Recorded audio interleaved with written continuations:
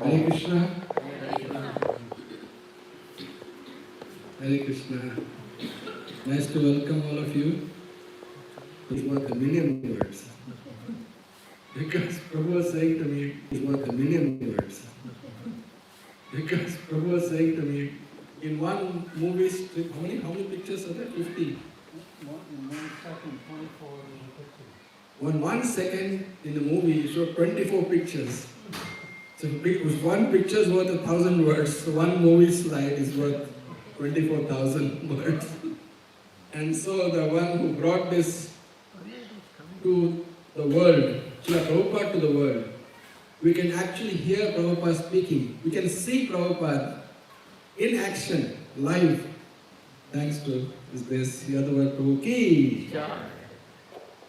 So Srila, it's been disciple of Srila Prabhupada for now, how many years? 30 plus 55 years? 57. 54 years since Prabhupada initiated him. And we are so fortunate that he is here in Australia, in Sydney, the two ISKCON, West Sydney, to give us a glimpse of what it was like to film Srila Prabhupada, to be the filmmaker of Prabhupada. And just think about it. One generation back, before Srila Prabhupada, Bhakti Siddhanta Saraswati Thakur, there are no movies, isn't it? Not many, few pictures maybe, that's it, isn't it? No audio, yes, no audio recording, that's true, no audio, no video. Now thanks to Yadubara, we have how many movies of Srila Prabhupada, can you count? 47 hours during Prabhupada's time, ISKCON and 47 hours of devotees can associate with Srila Prabhupada without being personally present. And devotees can associate with Srila Prabhupada without being personally present. I don't think anyone in this room met Srila Prabhupada. Prabhu was there in ISKCON, and Prabhupada was there. Sachinand Prabhu joined in 77? 77. Last year of Prabhupada, he was in ISKCON. I was alive, but not in ISKCON. Maybe last birth. No. But Yadubara Prabhu and his good wife, Vishakha Mataji, she was the photographer of Srila Prabhupada. You see, she still writes to Back to Godhead magazine, beautiful articles. And she is now the temple president of Bhaktivedanta Manor, one of the biggest congregations outside India, in the whole world. It's the biggest congregation, Bhaktivedanta Manor. She is the temple president. And they got two beautiful daughters who are all initiated and married to husbands who are also initiated, ISKCON devotees. So it's an amazing wealth we are receiving from you today. I'm extremely grateful that you have come all the way from America, from another part of the world, other hemisphere, to give us your association and share the moments of Srila Prabhupada that you had a good experience and we missed out on, but thanks to you, we are able to enjoy it. And thank you so much for your presence. I'm looking forward. We're going to have 2 sessions. We're running late, so we can take your time. There's no rush. We are here till 8:30 in the evening. The hall is booked till 9:30, so we have time. So we are out of... Some issue with the projector, we're trying to sort it out. We're still trying to sort it out. Okay, maybe I'll let Prabhu give a little introduction of how we met Srila Prabhupada, maybe. And then I'll hand over to you as we can carry on from there. My time, they'll get the projector ready. Thank you very much. So please once again welcome His Grace Yadubara Prabhu with a big Hari Bol. Thank you. Tilakam Srila Prabhupada ki. Thank you. Thank you so much for your warm, kind introduction. So, I grew up in Orange, California, and grew up in a beach town, Newport Beach, Southern California. That's south of LA, Los Angeles, about maybe an hour drive.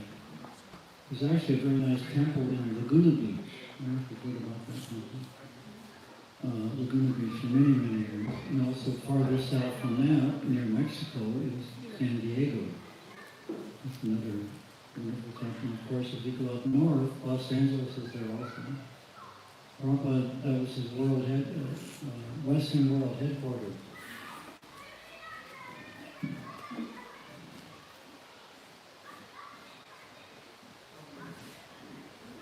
Western World headquarters. Prabhupada spent many months in Los Angeles. And after we made our first film on the movement, Hare Krishna People, I asked Prabhupada if he could make a movie on his life. And his comment was, what is the need in this humility? And so people in the future will want to know the start of the Hare Krishna movement. So he said, he thought for a moment and he said, yes, you can do. So at that time in Los Angeles, we spent a lot of time filming him. He gave us access really to everything. It was translations in the morning, very early morning, 2 or 3 o'clock in the morning. In his bedroom, putting his socks on. His rocking chair, chanting japa. And we made a film of him chanting japa in one of the rooms in Los Angeles. And there were pictures of the Rupa Parampara in that room. And Prabhupada walked up to one of the pictures of Gorkishore Das Babaji. And he said, he looked at us, he said, just see, such an old man, and he is still chanting. And at that time also, we didn't have children at that time. We had just making movies and not kids. So we made about 5 films before we had the first daughter, and the older daughter. And so we asked Prabhupada at that time, we had no children. And we said, Prabhupada, in your books you say, marriage without children is 0. So, I said, we have no children, so what should we do? He said, you can make Krishna your child. If somehow or other we don't have children, we can always make Krishna your child. Of course, that's one of the relationships in the spiritual world. One of Krishna's father and Krishna's mother in that relationship. So everything we find, all the relationships we find in this material world, other than the spiritual world, imperfection. There's no ending. In the material world, everything is, of course, temporary. The younger daughter is always bewildered. Why can't these happy times go on? Yes. That's the nature of this place. We have to be realistic, understand the philosophy, and become Krishna conscious. All of us become like him. A pure mind and heart. That's a very big task, and it takes patience, and like I said many times, it's a gradual process. So anyway, I was in the Peace Corps. I actually continuing on the early life. We were in, went to high school, and then college, University of California at Berkeley. Has anyone heard of the University of California at Berkeley? It was a place this was 1961. Lots of dissatisfaction, riots, and student rebellion, LSD, pot, which I unfortunately participated in. This was our unfortunate situation growing up in the West.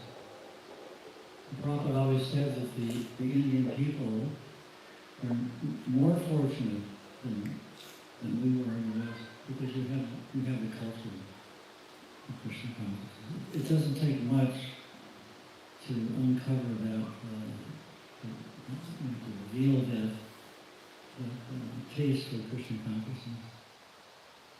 You know that Krishna is the Supreme Personality of Godhead. So anyway, I grew up in kind of a wild atmosphere. And then I went in the Peace Corps. I had some vague idea I wanted to help people.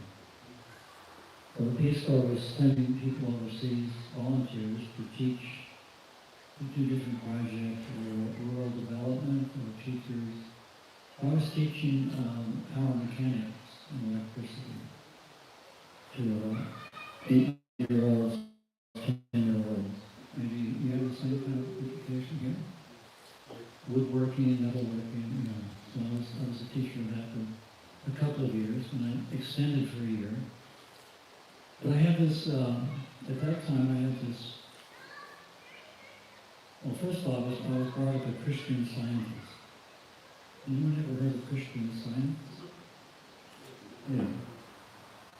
And my mother was very involved in the church, my father wasn't. But I had this vague idea at this time. I was about 25 years old. I wanted some kind of spiritual life. I wasn't following Christian Science anymore. But, you know, it's interesting because around that time, I had met the devotees. If Krishna is in our heart, he reciprocates with us. If we have some small desire for something, for spiritual, for real spiritual life, he'll reciprocate. Anyway, University of California for 4 years, then I went to the Peace Corps. When I got out of the Peace Corps, they wanted to send me to Vietnam. I returned to America, and Vietnam War was raging. So I got a letter from a psychiatrist, and he was a part of the Peace Corps training. And he was anti-war also. He wrote me a letter that actually, this John, he's mentally unfit for combat, which I was. So anyway, I took this letter to the downtown Los Angeles induction center, where they take you in and send you, shave you up and send you to the army. At that time, many of my friends were thrown in, and some were being killed in Vietnam. A terrible war. So the induction officer I presented the letter to, he looked at the letter, and said, and he said, and he said, oh, you've been in the Peace Corps. You can go home. I was free. I opened the door, and looked across the street because there was some activity, and it was a Harinam party. They were chanting Hare Krishna right across the street. The induction officer said, you can go home. It was quite pathetic. Hopefully we all can. So anyway, that was my first introduction to Krishna consciousness with Harinam party. Prabhu, he was mentioned as taking Harinam party out once a month. Very important. Even if people do nothing, if they hear, that's the beginning of your spiritual life. That seed is planted. That's also what I felt. I felt something from the ear and into the heart. But I didn't know what that was. It was just kind of very subtle. I just walked away, and I got involved in photography in the photography school. I was interested in photography. And that's why I met my girlfriend, Jean, who later became Vishaka with me. And I think I told this story yesterday. By the way, do we have a projector open? Projector for the next 15 minutes. This projector is failed. So another one is coming in 15 minutes.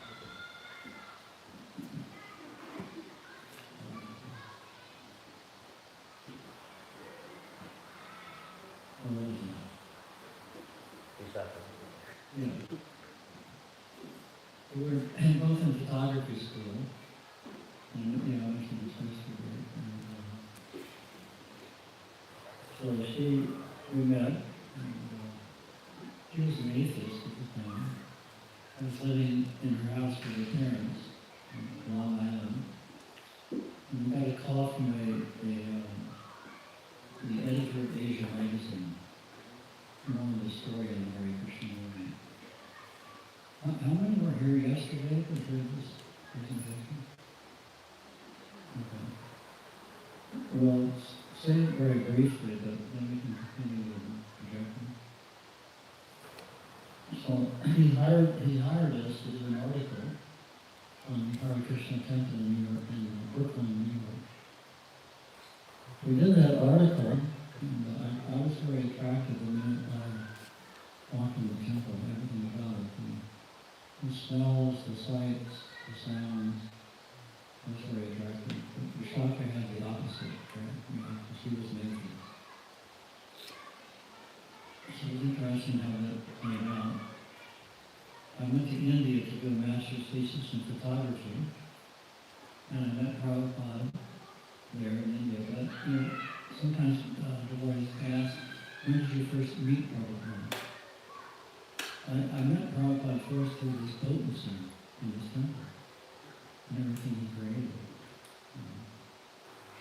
So that was Prabhupada's potency. He just created these, so many centers around the world that just had the same potency as he did. Of course, being in his presence was even very powerful. Added potency to that. So, I don't want to necessarily repeat myself. But anyway, Vishaka came to India. I was there 2 months. With Prabhupada traveling, and she came. And by his guidance, she became a devotee. We both took initiation in India, and I didn't go back for 2.5 years. We both stayed in India studying for the Jiva project and kind of forgot about the degree, the master's thesis. And my professors absolutely knew nothing what happened. I didn't communicate for 2.5 years. I was supposed to be gone for 2 months. It was a long time. But the story of that is that I went back and produced our first film, Hare Krishna People. And I asked Prabhupada, should I get my degree? Should I go back and get the degree? He said, how long will it take? I said, a few months. He said, yes, you should get it. He was concerned how long it would take. It would take years, maybe not. It took a few months. So they wanted, I turned in the film, Hare Krishna film, as a thesis. Although I started out in still photography, that was my thesis. And they were very liberal. They wanted at least a 100-page write-up describing all of these stages of the production and all the things I went through. So I sent 30 pages and said, no, we want a lot more. But I forgot about it. I just kind of ignored it. I was so busy with making films in this time. So maybe 6 months later, I got the diploma in the mail. They just sent it to me. So I graduated.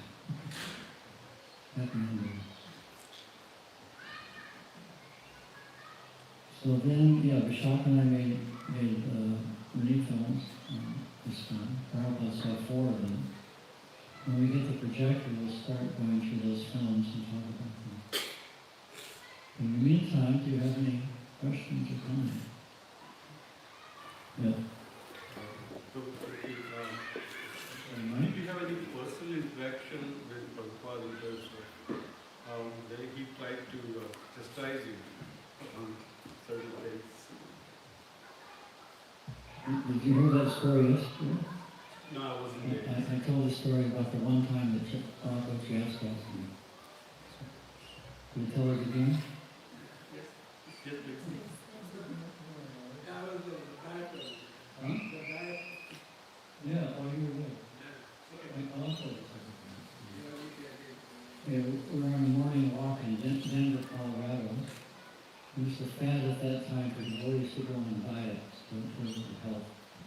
And sometimes we get involved in these material things that sometimes help, but sometimes don't. But we shouldn't put too much dependence on material solutions. Anyway, we're on a morning walk and I tried a diet and it failed quite miserably. And so So Tamal Krishna Goswami said, Prabhupada, we should just die eating prasad. Never listen and nodded. And continued on the walk. But I thought I would contribute to the conversation. And I said, yes, Prabhupada, these diets are useless. And he stopped and he turned and looked at me. And he said, the diet is useless or you are useless? And I was speechless. Everybody walked by, I was standing in the road. I asked, everyone I tell, I ask, why did Prabhupada say that? What do we call it? Wisdom. You know the answer. He called me useless because I was putting all the blame on the diet. I wasn't taking any responsibility. You know, I read about the diet, I liked the idea, I took it up, I followed it, and it didn't work out. So I blamed it. And that's what we do. We tend to do that with individuals that cause us difficulty or situations that cause us problems. We blame. What is it? Chronic disease. Isn't it?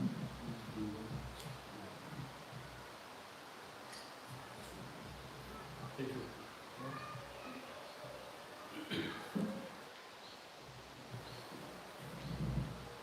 What are you making? Oh, I was making a beanie, like, because it's cold. It'll be cold soon, and it will take me a while to make it. Is that for yourself? No, I wanted to make it for my mom. Thank you. Prabhu, may I ask you one more question, sir? In the Western world, while we are trying to do lots of programs in order to bring the locals, so we have not been very successful, to be honest. What kind of programs that we should develop in order to bring the locals? Indians do come. Those who are from Indian continent, they do come to the programs, naturally generally. However, we also want to bring the locals. I've seen many centers, including Govardhan Eco Village. Actually, in India, I stayed there. It's outside Mumbai. I stay there for a few months every year. We show our Hare Krishna movement to the yoga people that come in for yoga courses, teachers training, yoga, and philosophical classes. They come from all over the world, mostly Western. It's a fabulous place. If you ever get a chance to visit.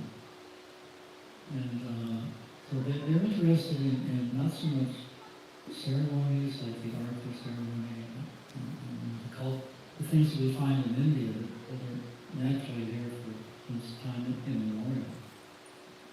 They're more interested in yoga these days, some philosophy, some discussions, intellectual stimulation, and prasadam first. And David Ritzaswamy emphasizes that in his preaching in New Zealand. So you might try to start something like that. I know in India there's many devotees who are yoga teachers. And then, they're interested in entertainment, movies. We have a lot actually. There's a channel called, on YouTube, called Krishna Tube. You ever seen Krishna Tube? They have everything that's introduced in ISKCON. Everything. It's on, they have over 700 choices. And some of it's, it's a lot of valuable things. And try to appeal to that side. Thank you. Mm-hmm.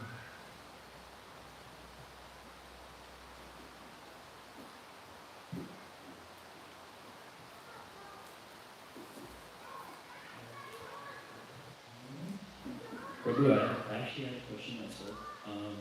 So, especially as youth, one big thing that we keep talking about is Dharma, or trying to understand what is my purpose, what is my duty. And I guess in Bhagavad Gita as well, Krishna explains that you should not try to imitate someone else's duty. You should only do your duty, even if you do it imperfectly. I wanted to know from your experience, how did you decide that videography or photography was kind of what you wanted to do? And yeah, how did you decide? Yeah, I had a friend who was very involved in photography in Malaysia. I got involved very late in photography. I was 25 or so. And for some reason or other, there was a friend in the Peace Corps, another Peace Corps volunteer, who attended, he was a teacher at Rochester Institute of Technology, and he got me in the photography program, in a master's degree program, based on the shots that I took in Malaysia. Somehow or other, I had interest in that, and it came very late, but that was my calling. You can say Dharma. And Vishaka, on the other hand, she got her first camera at 8 years old.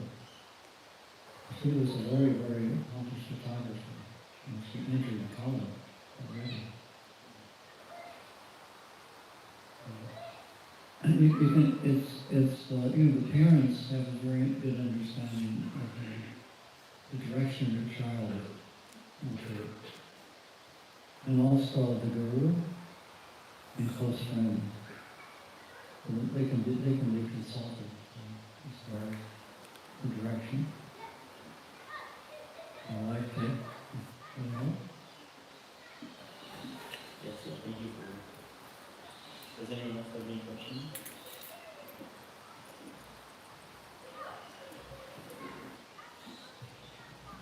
Krishna Prabhu.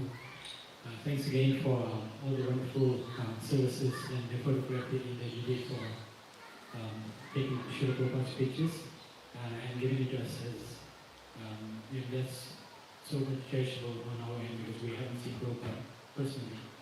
I've got a question, it's a two-part question, and I'm sure you might have been asked this question a few times also. What is the most cherishable picture that you took of Prabhupada, number one, and number two, why? If you can describe the picture, and why is it most cherishable to yourself? You'll see it in the show, actually. There was a picture taken just after a very big Pongal program in Mumbai. And Prabhupada was extremely happy to see thousands of people come to that program. And, very enthusiastic kirtans. We also had a photo exhibit of the activities all over the world at this time. But during the day, thousands of people would come, during the night, and more thousands. And that's a wonderful picture. Prabhupada's beaming. It's probably the biggest smile that you'll see. Don't you remember that? Remember that picture?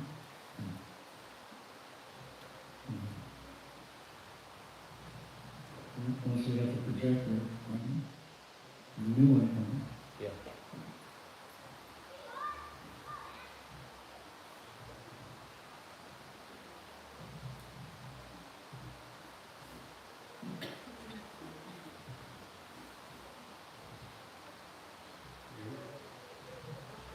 Well, actually, reading through your biography from AI Yadubara, and he said that it says that he had some dealings, he had some contributions of some dealings when Prabhupada was his Jubilant. Jubilant, you know the Mumbai, Jubilant? Yeah, so what was it?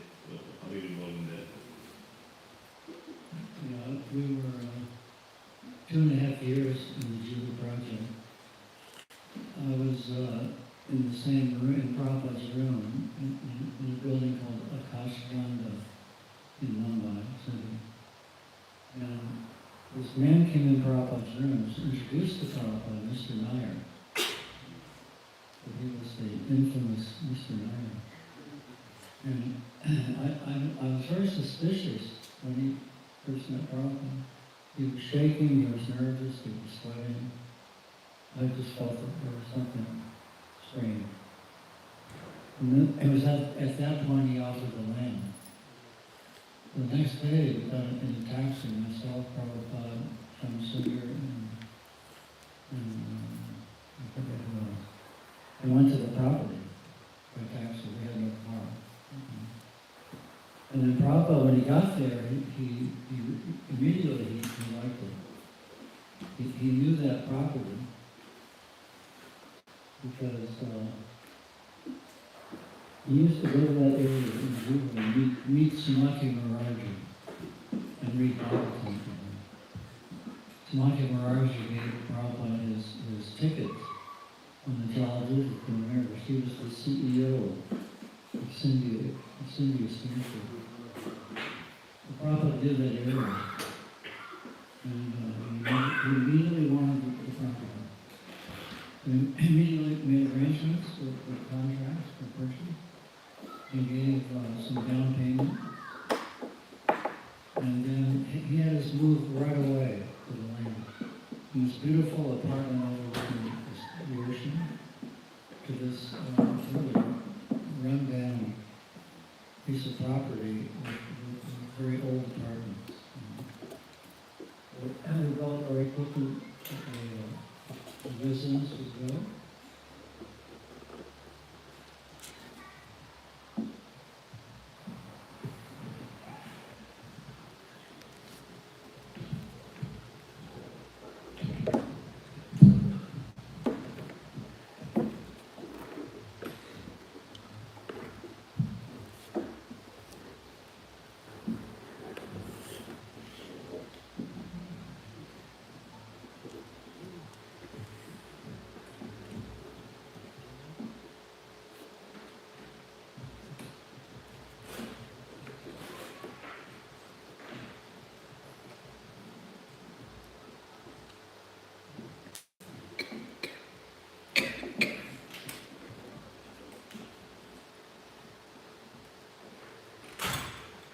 Very quickly, the residents felt that the deities were also inside the same building. And living in the back, and the commission. Very difficult materially. I was very happy that we were fully engaged. Whatever was necessary, cooking, deity worship, membership. So Maharaj, you used to move out and you had to go back again, isn't it? You had to leave. We evicted from there and went back. No, we weren't evicted. Mr. Nair tried to take the property back by different legal maneuvers. He was unsuccessful. We never had to leave the property. At one point, he had bribed the city demolition squad to come destroy the property. That was really stupid. Because it caused an uproar in the whole London. Here, Westerners trying to adopt the Indian culture. And they just stayed in front of it. Crazy. So, it's a whole history of that. Viras was one child at the time. He was the president, I was the secretary. We would regularly go to Mr. Nair to try to work things out. But he was intending cheating. So Prabhupada fought that. It was a great battle. He asked Viras Swami to write a book on it. And he wrote the book, I'll Build You a Temple. It's a great history. And a great lesson for anyone who tries to cheat the others. Especially empower each other.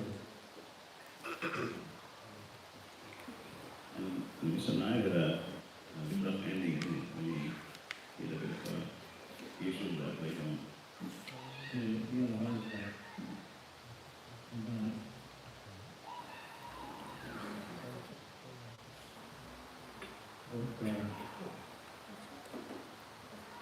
You don't try to speak it, right? There's a story of King Mriga in Krishna's book. And he gave a cow, and cow to Brahma. So that one of them, I guess it's first, and his lifespan decreased, his health increased, and finally he passed away. But we saw that with Mr. Knight. His health was getting very, and finally, that's the story. The whole story is on.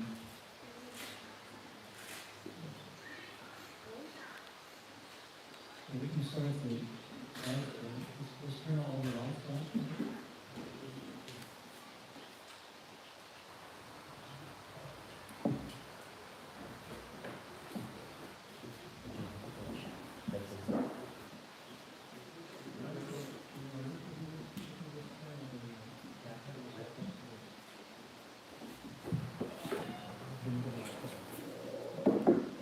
It doesn't have to be a people on the floor. Let me see it.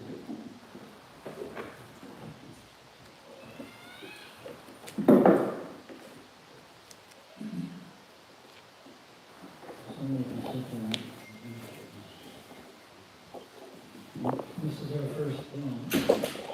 Hare Krishna. I mentioned that Prabhupada financed this film because he understood the importance of media, movies.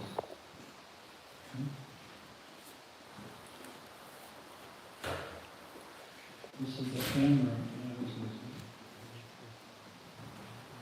And very, very big and bulky. And it's padded because to keep the noise down. Hard to noisy camera, probably not a noisy camera. Normally, a regular camera, when you took the picture, it was thick. But then we got all the photographers got Leica cameras, which were silent. This is the tape recorder that Vishaka was using for the sound. Back then, movies were made with the sound separate from the camera. This is the editing system we use. Hand wound. You could never really hand wind the right speed. 24 frames per second, so it took quite a bit of guesswork in the editing.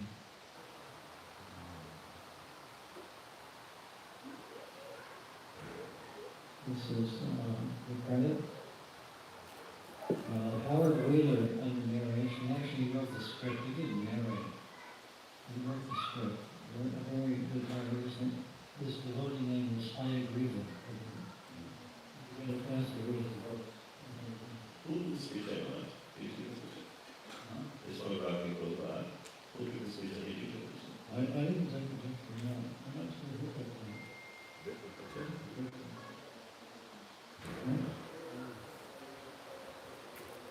This is the BBC warehouse where thousands of books were stored and shipped all over the world. And this is only 6 years after Prabhupada started the movement. It was incredible how quick that happened.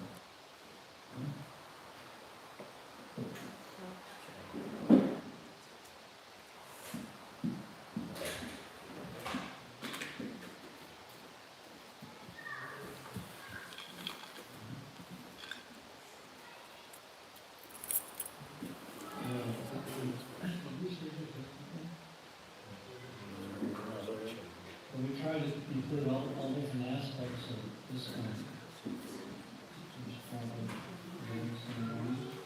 The next slide, you see Prabhupada reading the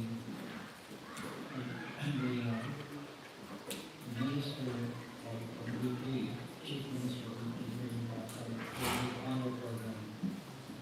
Some people think, some devotees think that Prabhupada wasn't so successful before he came to America. Prabhupada was very successful in cultivating the leaders of society, the wealthy, the intellectual. And so when he came back to India, he was greeted at all times of his friends. Invited us for programs at their homes, his range programs. The Prabhupada was very successful. He wanted to reach the leader.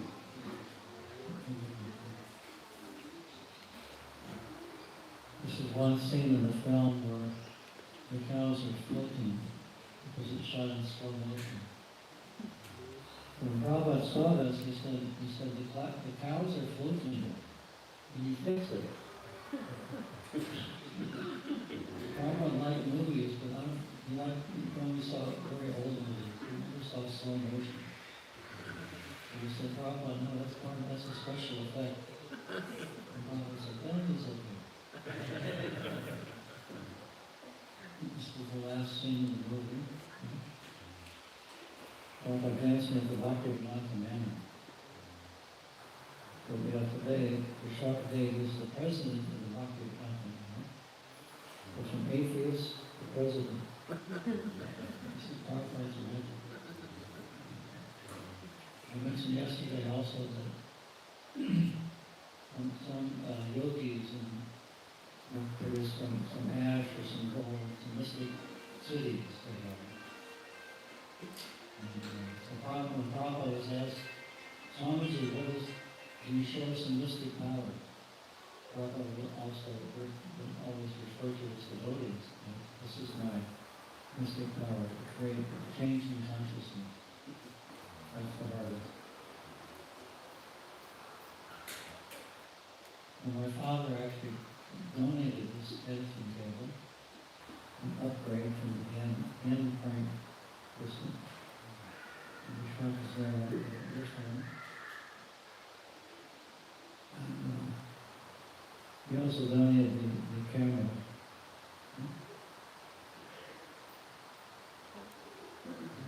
And very big and bulky compared to what we have today. I wish I had an iPhone 17 or 18. And my grandson has a drone. If I wanted a drone shot, I had to go with my helicopter, which I did. So Prabhupada, this is another funny thing. Prabhupada, these are the 4 films that Prabhupada's done. So he wanted some film to show, or something to show his God rays that he was doing the work of the spiritual master, in printing and distributing books. So we thought, let's make a movie. Prabhupada's requesting something. So we made a movie on one volume of the Bhagavatam, going through translation all the way through the production. And this is original on the screen. We started with Sukadeva Goswami, reciting Bhagavatam in scripture, and this is the verse. Yadubara Prabhu is typing out the verses, Prabhupada's translating, listening to the recording. So we chose this verse. This is Bhagavat Purana, this is brilliant as the sun. This is a famous verse in the Bhagavatam. And we trace each step of the production at the Los Angeles production warehouse offices. As each step of the production was completed, then we checked off. Ms. Mataji is part of the fastest typist I've ever seen. She would type out the manuscript on that. It would be transferred to that tape, which is handed to Archita Prabhu. He would insert the tape in that machine behind him, and that would print out all the pages. And Archita Prabhu is still working on the DVT today, 53 years later. And then the artwork would also be done simultaneously. And we trace this particular piece all the way through final.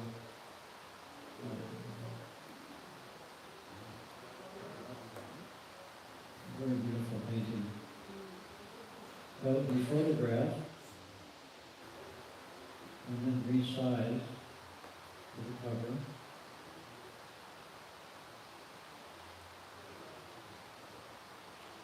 This all can be done today very quickly on a computer.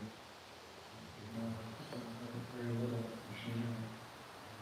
Back then, the photography, film, production, it was all very quite tedious with bulky equipment. The technology has just changed incredibly. When I first learned that I could send my film over the internet, I didn't believe it. Films like this big. And when I did it, when I tried it, I checked through the whole thing to see if everything was there. What is that? Amazing. Today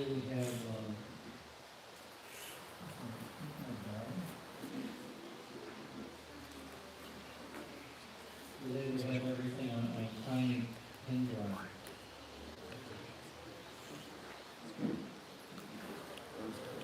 Anyway, we can do that later. So the final printing, and then a distribution of books all over the world. And then we show all the books, and then we also show the testimonials, reviews by famous professors. This is Harvard University, Princeton University, Yale University, all the big colleges with wonderful reviews by professors for Prabhupada's books. And then finally, distribution on the street. And we had Gopal Vrindabhapa, who was a well-known book distributor at the time. He's distributing that same volume of the Bhagavatam on the street. And we had a microphone, a hidden microphone on him. So we hear his pitch to the businessman. And that's the final scene in the movie. So we distributed these films on something called a Fairchild projector. And folded up into like a businessman's briefcase. But if you wanted to see the film, you could just pop it open, and in 30 seconds you could start the film. So there are many devotees from all over the world with this preaching kit. And made many life members and collected a lot of expansion. I would sit in Prabhupada's room during the Mayapur festival, and even if one guest came in, he would greet them and speak to them for a while, and he would turn to me and say, "Do you have that movie?" And I had to hit the projector. Right there, I said, open it up, flip the screen out, and start the movie. And not only were they impressed with the movie, they were very impressed with the machine.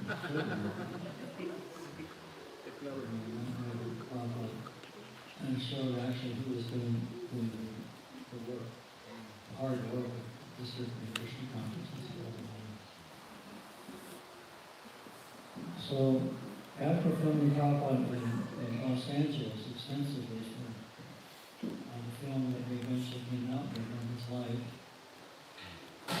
he went to Denver, Colorado, and so after a morning walk, I set up our camera equipment and followed him in front of the Rasa Center.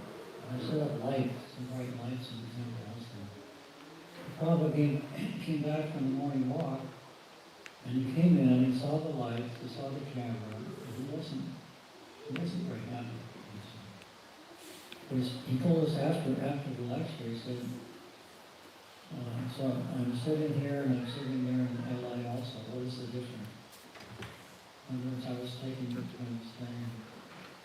same shots. I wasn't filming lectures because I could only film 10 minutes at a time. That was the length of the film. Then you had to stop and change it. It wasn't a good production. Video wasn't in the minute at a time.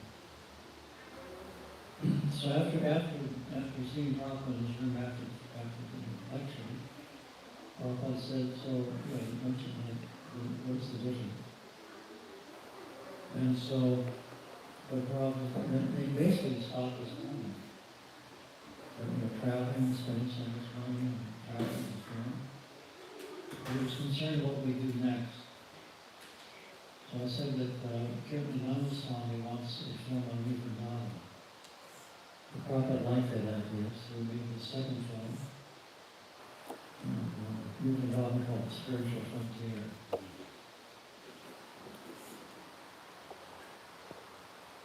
Nanda Prabhu did the music for it. He's a wonderful songwriter and musician. Have you ever heard his songs? First album was Change Your Heart. Check it out on YouTube. It's wonderful. So it was a beautiful time of year. It was summer, 1975. Lots of problems.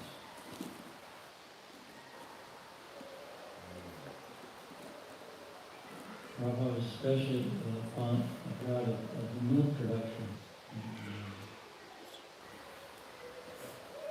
Each cow, some of the cows will give up to 40 liters of milk per minute. 40 liters.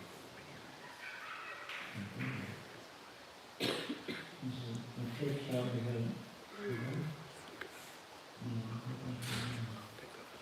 had a piece of glass on the camera. And the milk will pour out. We show the birth of a cow. And the Prabhupada saw his porridge being cooked, and he rose up out of his vyasas and he said, I want one.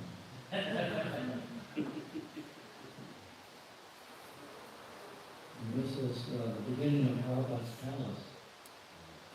Originally it was meant to be a temple, but they changed it into Prabhupada's palace in Berlin.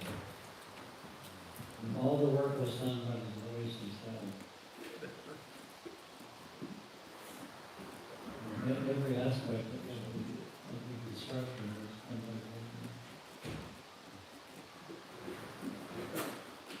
This is the palace. Is anyone in there? That's an amazing work of devotion.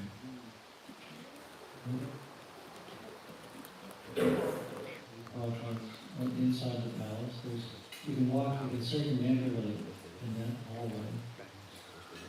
Prabhupada's quarters. And the beautiful deities in Vrindavan, Radha Vrindavan.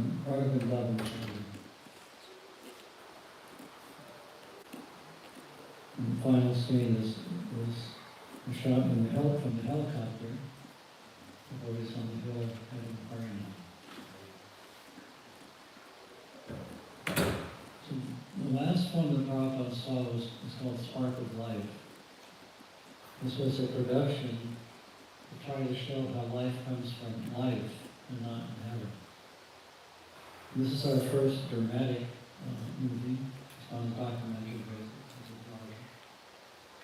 And we had two devotees. One, the devotee on the right, was studying in a biology class and learning how life comes from matter. And the devotee on the left was studying a class of religion. He was studying Bhagavad Gita as it is. So there's a conversation between the two. And here's the professor, biology professor, portrayed by Damodar, the devotee, showing how life comes from matter, a combination of gases and all kinds of material elements to produce a singular cell, somehow magically. All propaganda. So we show different aspects of student in the biology class. We also break down the body into different parts. We analyze what is the body composed of. We see the bones, we see the nerves, we see the blood, we see all the way down to the atom. But where is the soul? We had a montage also of the changing bodies, just showing the hands going through life.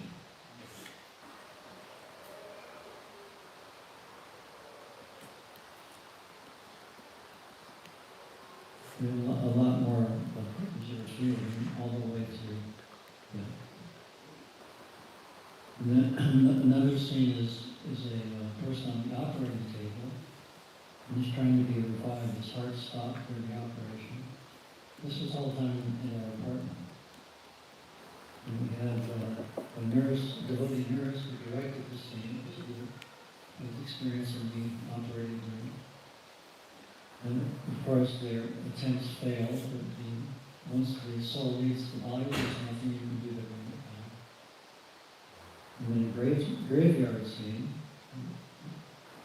Yeah.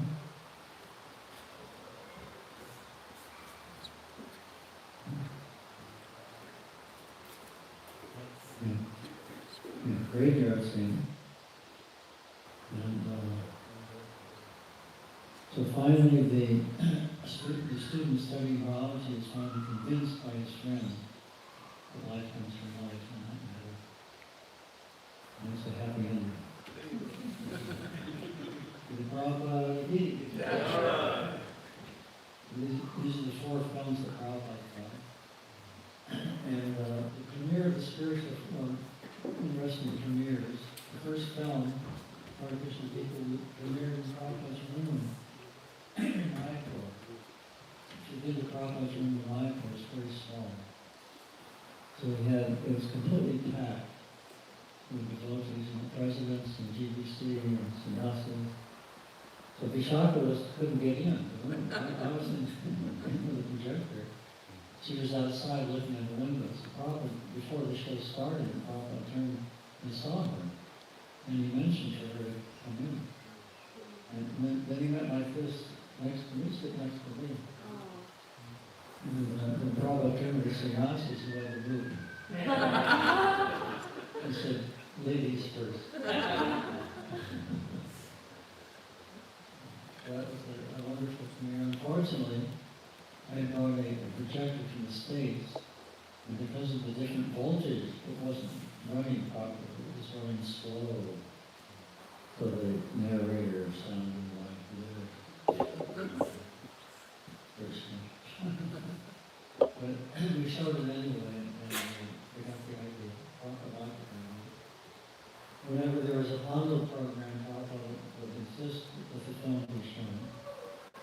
And he would stay and watch the whole film again and again. And that film went all over the world.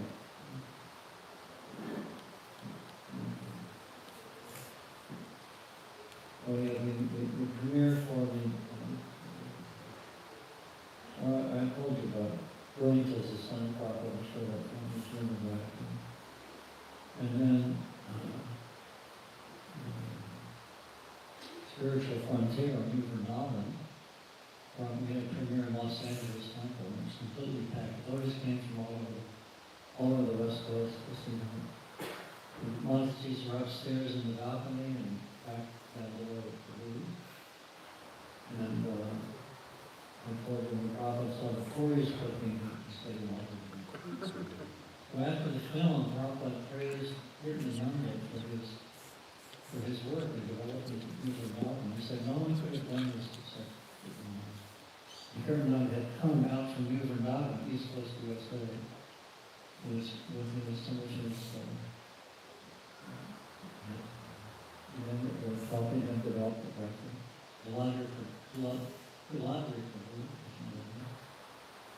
And we brought ice cream in dry ice. So after the premiere, we had ice cream brought. But anyway, there was some controversial things that happened in New Vrindavan. We didn't know the history. Also, with the leader here. But Prabhupada, nothing is ever lost in spiritual life. We may have difficulty, we may be trying to leave, but whatever we've gained, that's never lost. And that's the wonderful thing about spiritual life. There's the material life, everything's lost.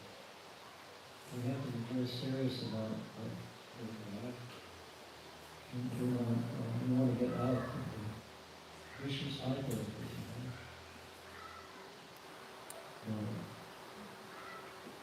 And then the spark of life, I saw that.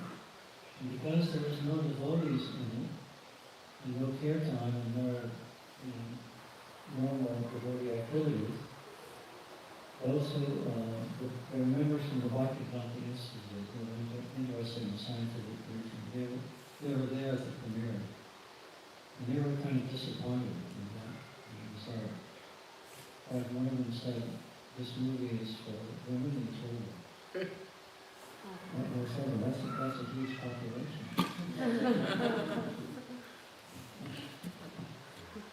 Well, anyway, everybody spoke up. They gave their opinion about the film.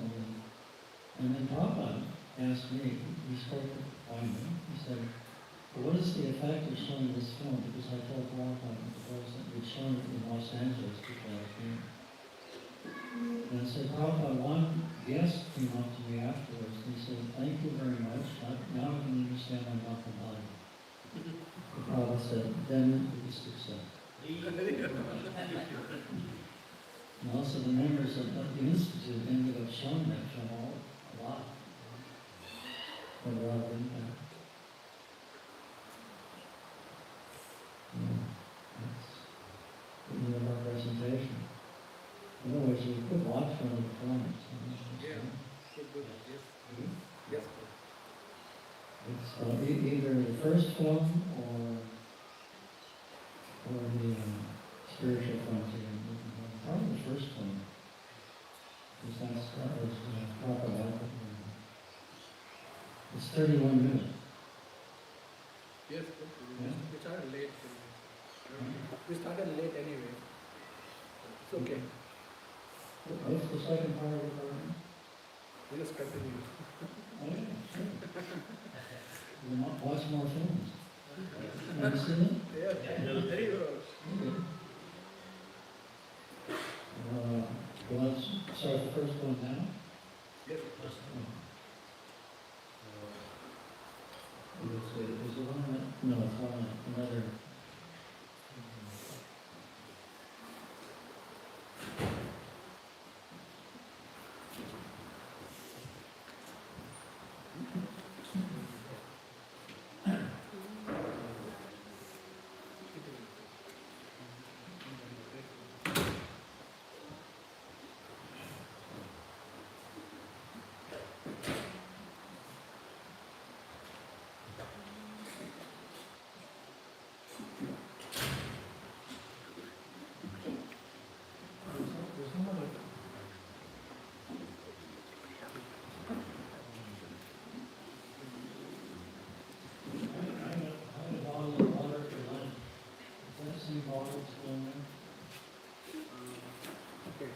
Maybe you could bring that along.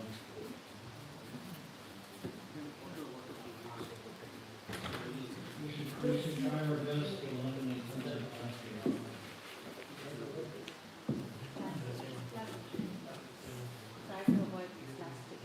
Maybe this isn't the best to talk about that. I thought it would like to plastic items. Microplastic.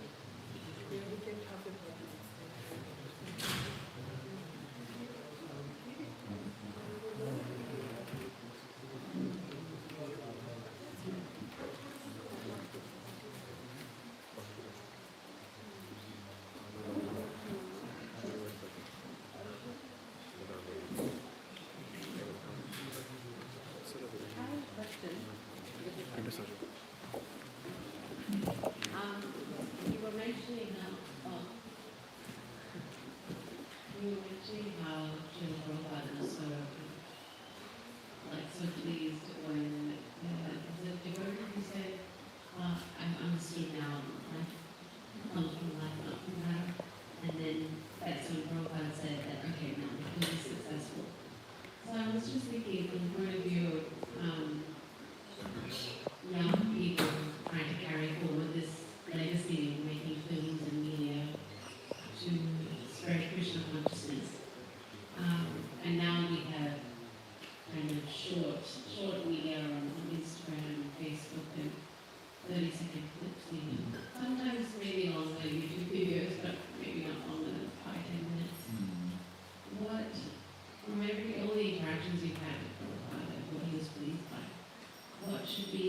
guidelines when they're thinking of making films or sometimes even marketing material for a new temple, or trying to give them some idea that if we are building a temple, or this is what it's about. How should we approach this? What did Srila Prabhupada ever say? Give you any guidelines, or do you have any advice for us? I mean, Prabhupada never commented on the style and the shortness of the words. He just gave us a very general instruction to make Krishna conscious films the most popular film.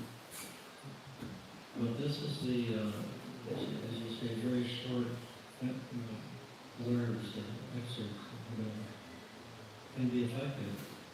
There should be both. There should be, feature-length films. There should be shorts. There should be everything. Whatever captures people's attention the best. So we should be reviewing this legacy thinking media to try to get Krishna. Yeah, definitely. We should definitely do that. Yeah, because people are turning more and more toward meeting. It's, the phones and anywhere, watch anything. It's a whole new technology shaping the social landscape. Not always good for our liking, but whatever can reach people at a particular time and place, we should embrace that and try to be the best of it. We need lots of media. We're just producing so much media every day. And we don't do a lot of that. Okay?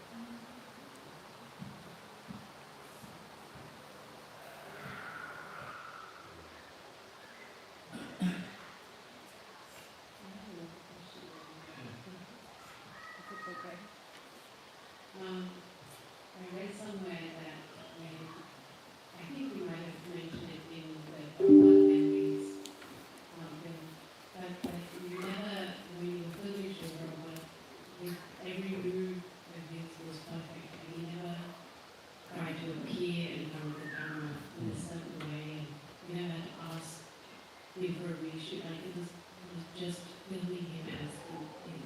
And he was so, could you share some insights into as suppose as a filmographer, how you were witnessing Srila Prabhupada?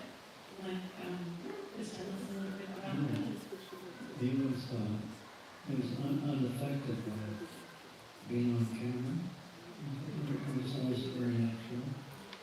There were some things that were on camera, conditions always, we try to appear in a different way, appear in a way that we think others would be impressed by it.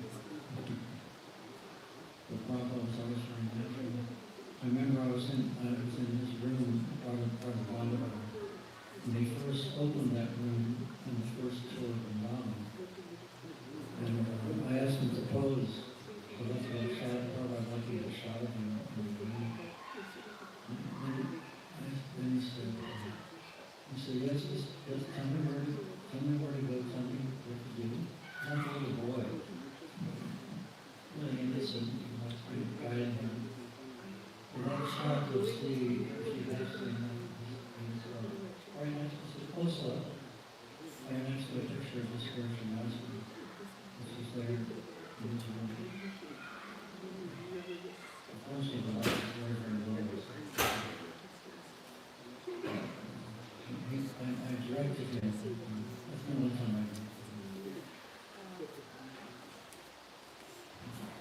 help with that. Is it coming on? Okay. All right, Hare Krishna people.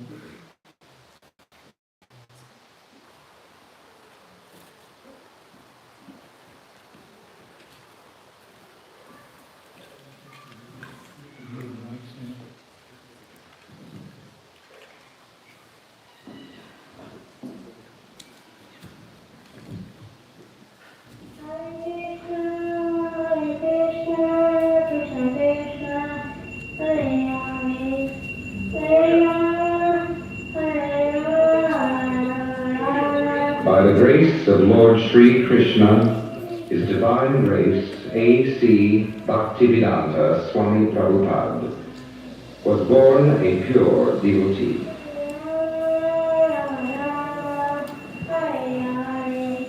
In 1933, Prabhupada was accepted as a disciple by a bona fide spiritual master and ordered to spread the Krishna consciousness to the English-speaking world.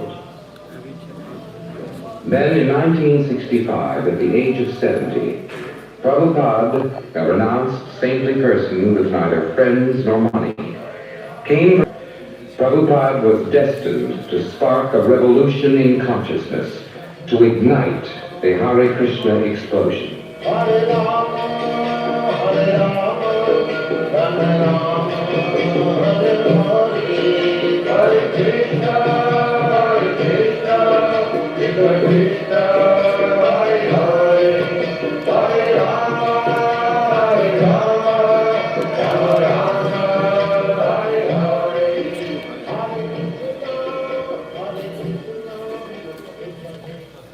Transcendental knowledge was first spoken by the Lord Himself and has been passed down since that time from spiritual master to disciple in an unbroken chain.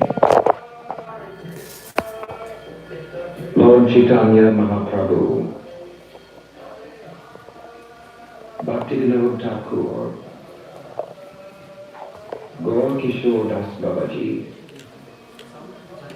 Bhaktisiddhanta Saraswati Goswami, and Bhaktivedanta Swami Prabhupada. In 1966, Prabhupada founded the International Society for Krishna Consciousness, or ISKCON, widely known as the Hare Krishna movement.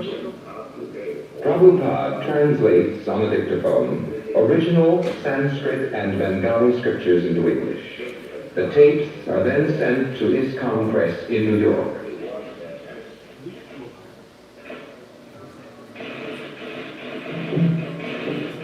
The entire operation, from typing to illustrating to printing, is carried out by the Krishna devotees, all of whom serve without salary.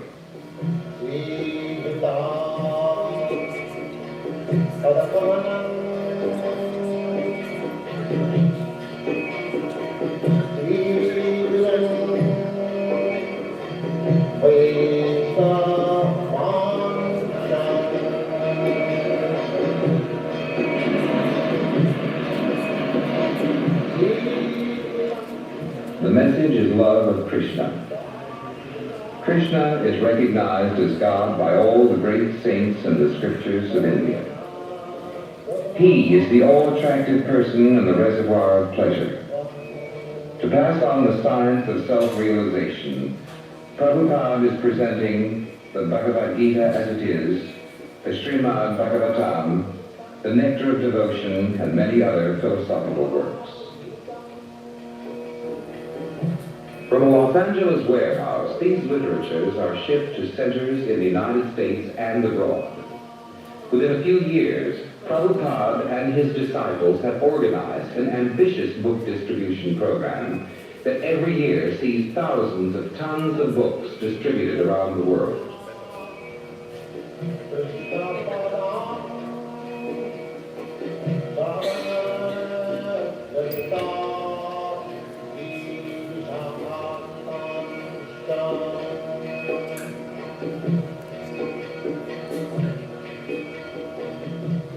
The Krishna devotees say that by reading these books and chanting the names of God, a person can attain God consciousness even in this difficult and disturbed age. The most popular mantra is the now familiar Hare Krishna, Krishna Krishna, Hare Hare, Hare Rama, Rama Rama, Hare Hare.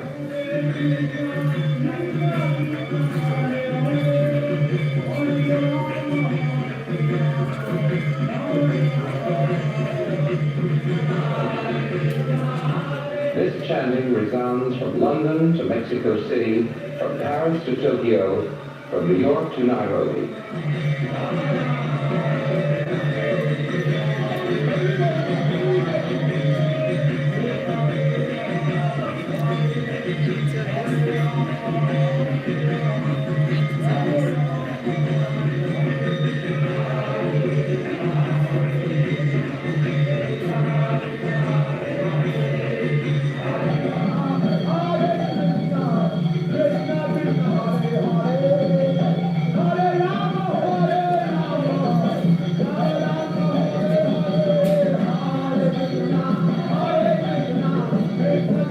Here in London, thousands flock to attend ISKCON's annual Rath Yatra festival.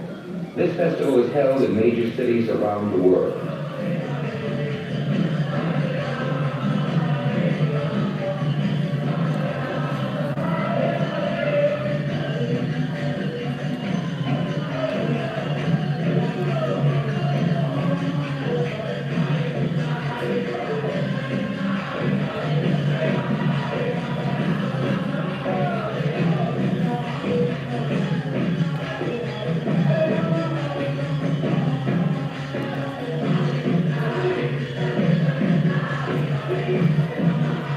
Constantly traveling, Prabhupada often makes personal appearances.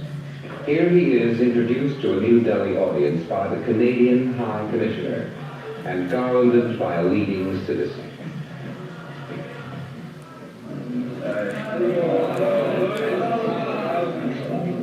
Everything that we see, that is created by God. So you should at least recognize that it is God's property. But their thinking, their property. So there must be no restriction. Prabhupada says God is great and we are very small. He is the supreme proprietor and everything should be used in his service. All living creatures are sons of God and are therefore equal. Thus Krishna consciousness is beyond any sectarian and national limitations and is the perfect peace formula. Prabhupada denounces so-called gurus who claim to be God. Such gods are very cheap. I am not God, and you are not God. We are all eternal servants of God. We are part and parcel of God. No, we are not in that. We asked Jadurani Devi Dasi, one of the artists at ISKCON Press, to tell us about her involvement in the Hare Krishna movement. So I met Srila Prabhupada in 1967, and I was up in his apartment, and the first thing that he said to me, because previously I was thinking that I didn't know what I was supposed to do. So he said, when we reach the top, then everything else is included. So that sort of answered all the questions. It's like if you have $1 million, then all your $10 problems are solved. So he was implying that when you become Krishna conscious, and all your other desires and aspirations and ambitions, everything is fulfilled just by taking to the process of Krishna consciousness. And then he asked if I could come to his morning classes, and I started coming. And then when he saw that I had a propensity for painting, so he gave me 2 businesses. He said, just be attached to Krishna and to painting. So this is Keshava. Keshava is the name of Krishna. And it means one who has fine hair. So God has hair, he has a face, he has a body, he's not impersonal. He's the creator and the maintainer and destroyer of everything. And he's the sinless friend of every living entity. And before you're asking how my consciousness changes, it's just like a lily leaf or something like that that's on the water. Even though it's on the water, it's not touched by the water. So even though we're in the material world, because we're working for a true devotee and for Krishna, we're not touched. And you feel satisfied. Satisfied, feeling association with Krishna's love feet.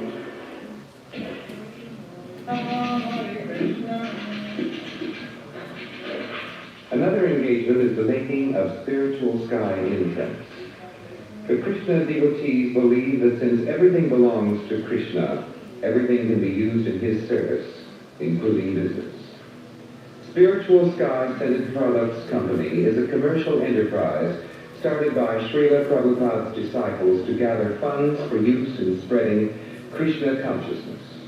The company markets and manufactures incense, oils, shampoos, soaps, and other scented products. Spiritual Sky has doubled its profit each year since 1969 and is now America's leading incense manufacturer.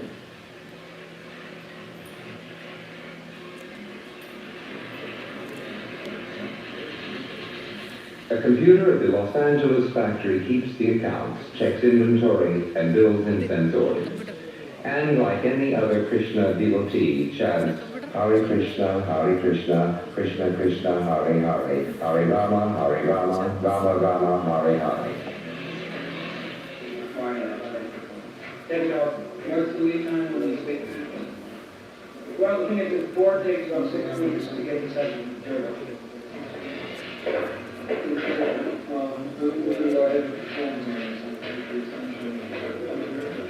Prabhupada's disciples handle all aspects of the operation, from dipping the sticks in scented oils to packaging, sales, distribution, and manufacturing display racks. So we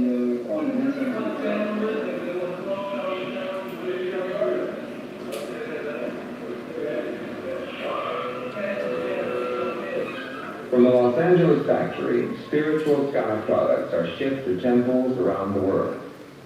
I never expected such a big business to blossom, Prabhupada has often said. Now it is our duty to use it to serve Krishna. When people buy spiritual sky products, they will automatically think of Krishna and be benefited. Los Angeles is not only the center of incense manufacturing, it is also ISKCON's Western World headquarters. The devotees assemble daily at 4:30 a.m. for the deities of Radha and Krishna.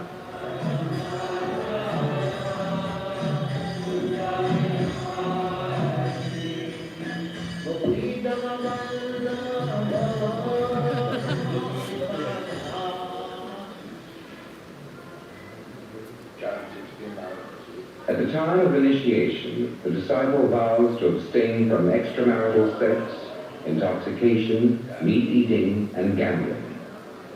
Initiation and marriage rites are performed by ancient Vedic fire sacrifice.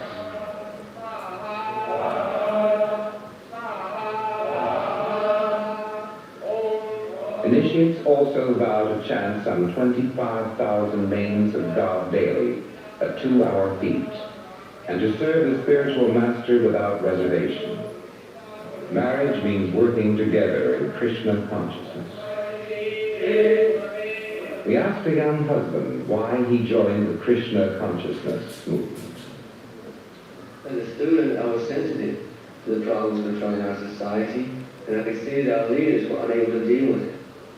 Despite their promises for materialistic advancement, I could see that people were becoming more and more dissatisfied.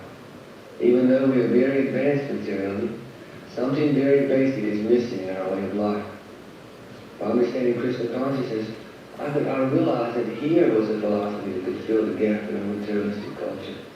By providing scientific, practical understanding of God, Krishna consciousness can give meaningful purpose to life, and it is the duty of the leaders to provide this educational instruction to the people. Therefore, I have begun the process of Krishna consciousness, and I advocate it as a practical solution to the problems of our modern technological society.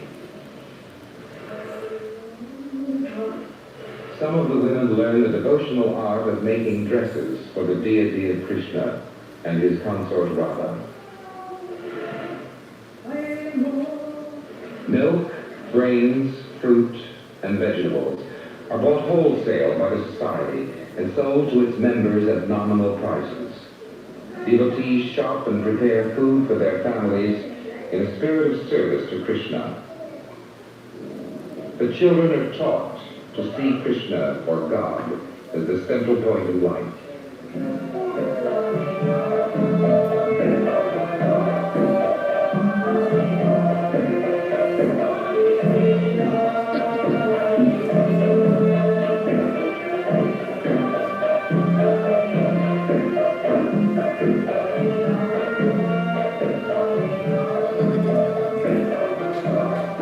Krishna conscious education is offered at Gurukul in Dallas, Texas, for school-aged children.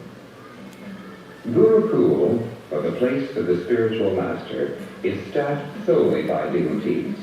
Here the children learn the science of Krishna, as well as reading, writing, and arithmetic, and, believe it or not, Sanskrit.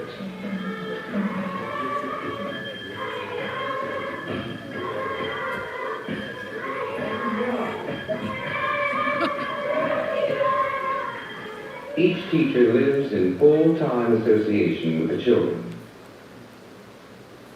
Another word that starts with C. Kimi? Chandramukhi? What's the word that starts with A? Goody? Apple? Who is the most merciful of all of Krishna's incarnations? What's his name? The most merciful incarnation of Krishna. Yes? What's his name? Die.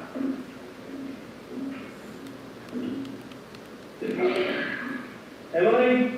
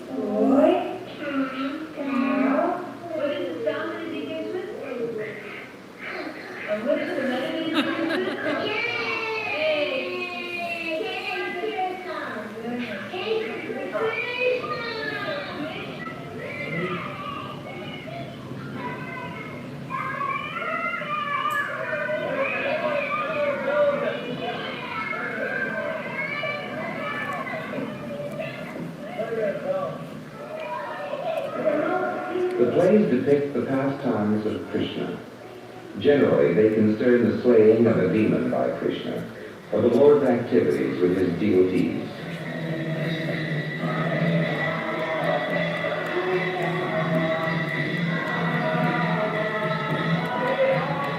Here's one of Krishna's pastimes enacted. The devotees explain that God is not an old man with a white beard. He is the reservoir of pleasure, and here he swings joyfully with Radharani. Thus the children learn that God is not a fearsome, alien, or vindictive personality. He is the supreme friend, and he allows himself to be pushed on a swing.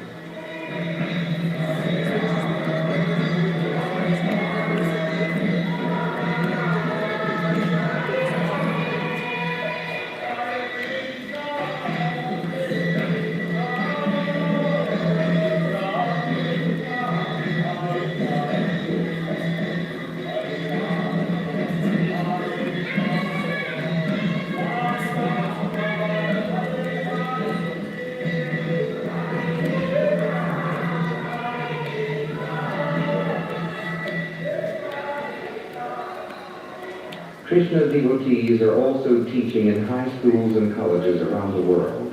Divided into two syllables, Krishna and Ram, and together these two words mean the greatest pleasure.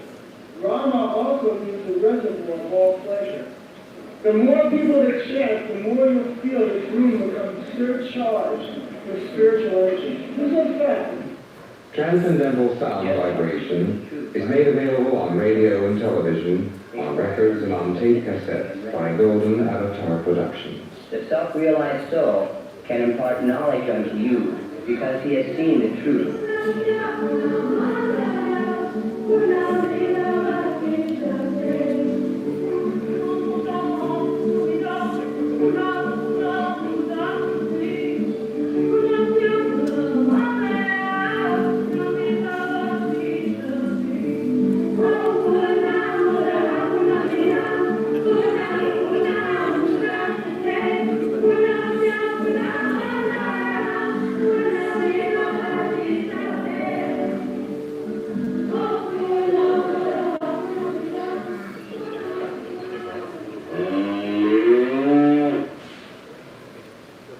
Apart from urban temple life is New Vrindavan, a Krishna-conscious community in the West Virginia Hill Country. Kirtanananda Swami, president of the community, explains the project in this way. Hare Krishna. We'd like to welcome you to New Vrindavan. New Vrindavan is Srila Prabhupada's country ashram, one of his original ideas for spreading Krishna consciousness in the Western world. It is a great vision of presenting to everyone, not only in this country but in the whole world, how one can become Krishna conscious, living just as Krishna lived in Vrindavan, depending on nature and the cows. Simply on the basis of this simple life of some fruits and vegetables and milk, man can become Krishna conscious. The economic problem is solved very simply, and with the balance time saved, one can prosecute Krishna consciousness.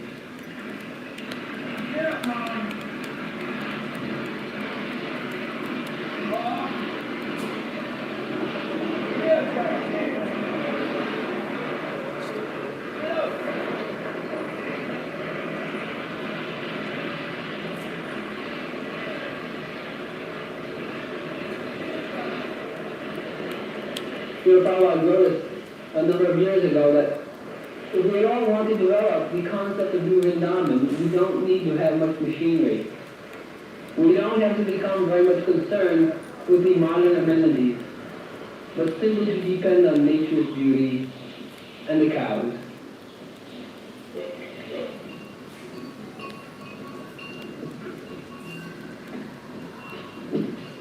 So we're very fortunate here at New Vrindavan. So many cows, they're coming, and the milk is coming.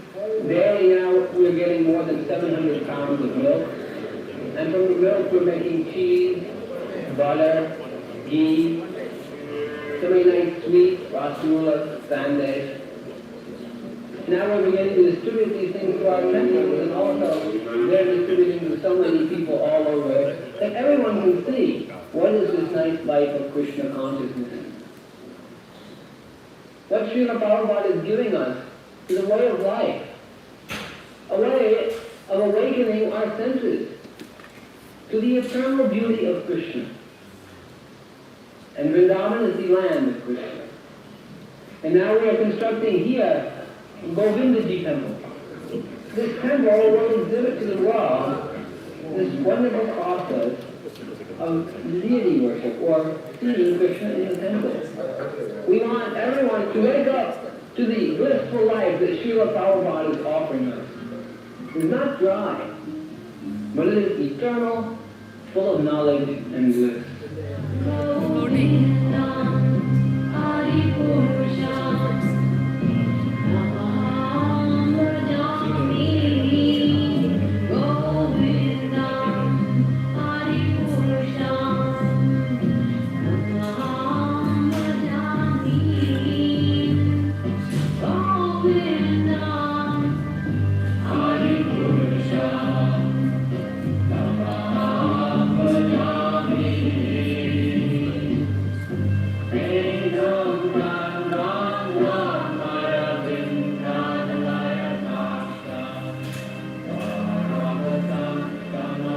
Whether in the West Virginia hills or in old Mexico, the Krishna celebration is the same. On Sundays, ISKCON holds an afternoon festival with free feasting and philosophy. This Mexico City Sunday festival is typical. The women often make elaborate garlands.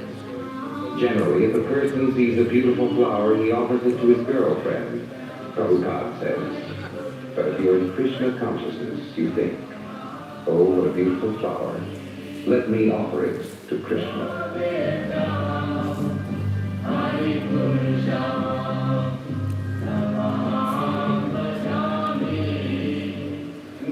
Here, Haya, a Colombian who is the president of the Mexico City Temple, tells the Sunday guests that one should learn the truth by approaching the spiritual master.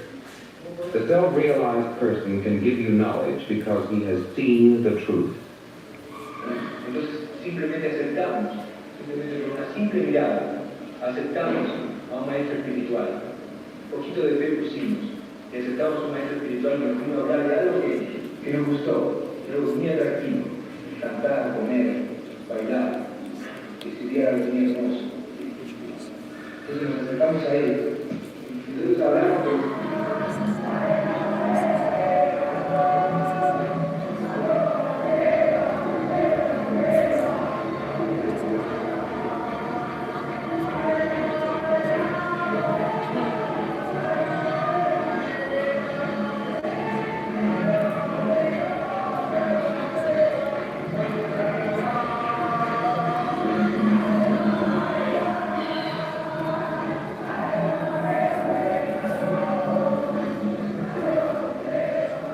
The Sunday feast take considerable preparation, since no tinned or previously prepared foods are used.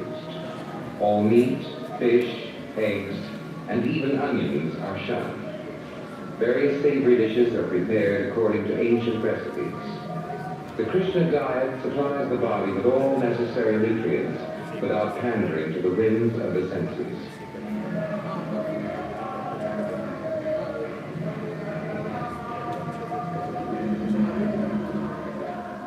The devotees say that God owns everything and has no need of food. But by such offerings, the devotee is made conscious of Krishna, and loving reciprocation with God is established.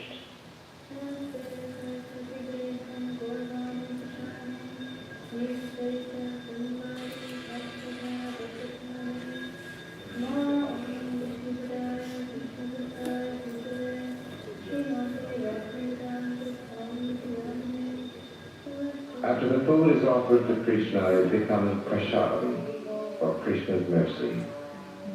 Devotees distribute this prasadam freely to everyone, for its effect is said to be spiritually purifying. Thus, every Sunday, more than 100 Krishna temples worldwide are filled with guests who partake of Krishna's mercy in the form of sweet rice and burfi and chapatis and halava, and even something called brown spaghetti.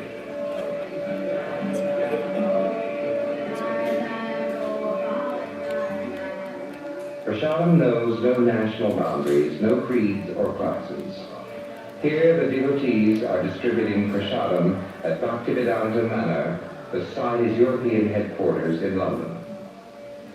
Here, as elsewhere, philosophical differences are reconciled over ladoos and tavern water. Prasadam is also distributed throughout India by the Krishna devotees.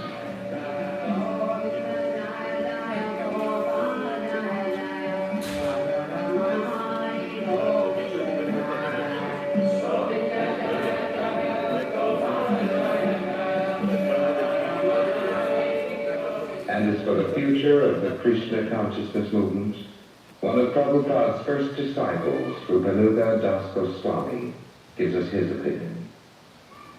There have been literally hundreds of versions of the Bhagavad Gita in the Western world, and not one of them has produced a single Krishna conscious person. But since the appearance of the Bhagavad Gita as it is, so many people throughout the whole world have revived their original dormant Krishna consciousness. People are becoming purified by this knowledge. It does not require a change in activity, that one shave his head, or change his clothes, give up his job, or leave his family. What is required is a change in consciousness, a change in heart. 500 years ago, Lord Chaitanya Mahaprabhu predicted that this movement will go to every town and village in the world.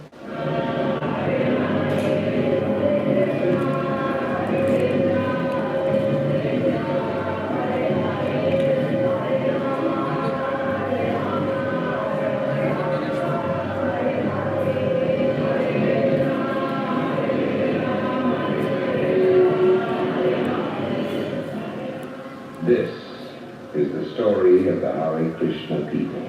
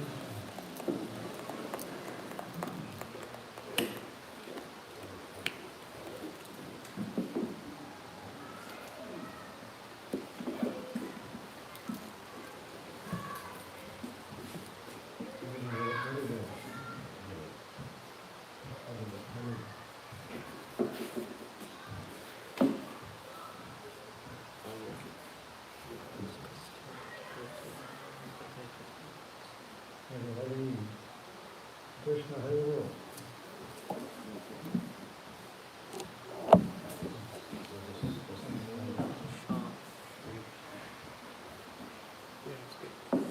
It's connected to that speaker. Sure. Will connect to the speaker.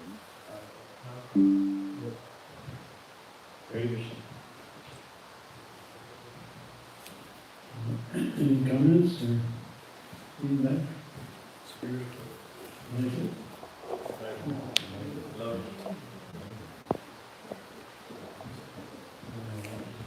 It kind of had created a revolution in our preaching. We had these suitcase projectors all over the world. Many life members were making it. And many people saw it. Actually, millions of people. Remember, we were in Tirupati, and Prabhu was trying to give a lecture, and the people were just rowdy. There's so much noise, fun. Finally, Prabhupada said, he just stopped the lecture and said, show the movie. They just quiet it down and listen. That's the magical medium movie.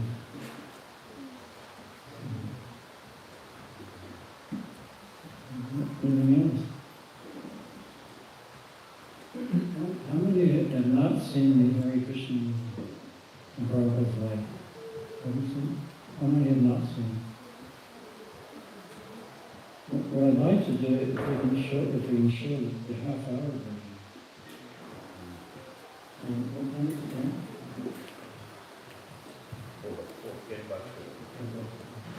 What's the schedule?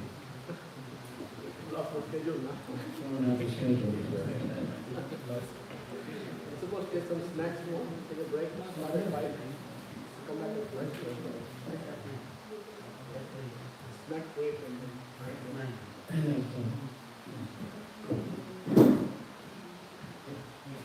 Hare Krishna.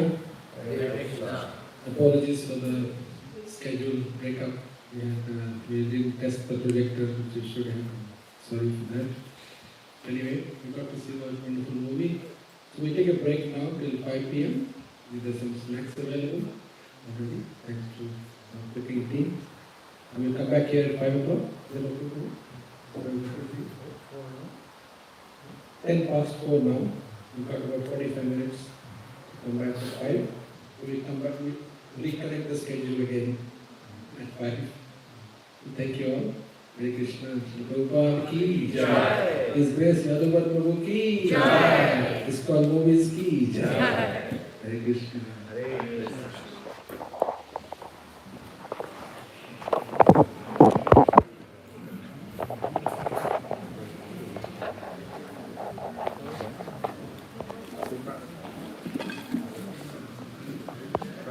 Hare Krishna.